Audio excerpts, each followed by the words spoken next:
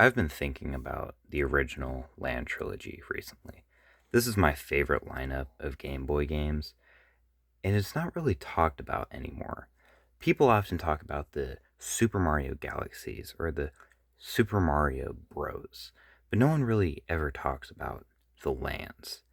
These games were released from the 90s to from the 80s to the 90s, and they all did their own unique thing with the Mario formula to make it stick out beyond the SNES or the original NES. Like Mario Land. Mario Land had some pretty big shoes to fill, and I think it filled it pretty well.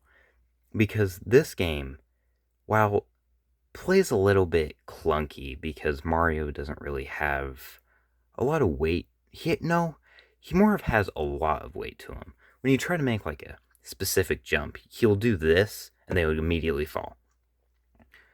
But this game is so charming to where it doesn't really matter.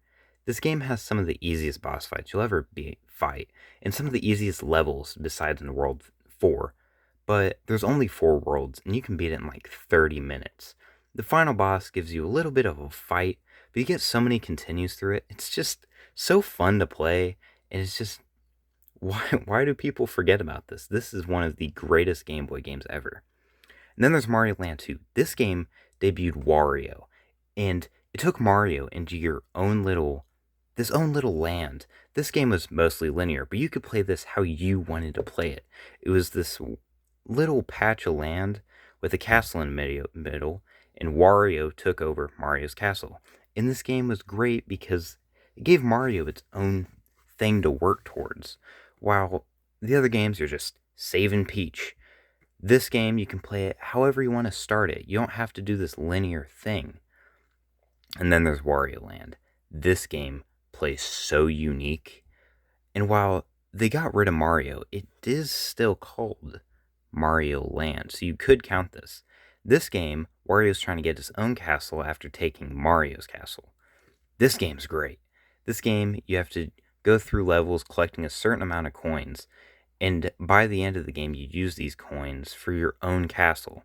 So it gives you something to work towards throughout the levels. And throughout the levels, you have to think about grabbing coins because you can't leave the levels without the coins. Wario plays really tough.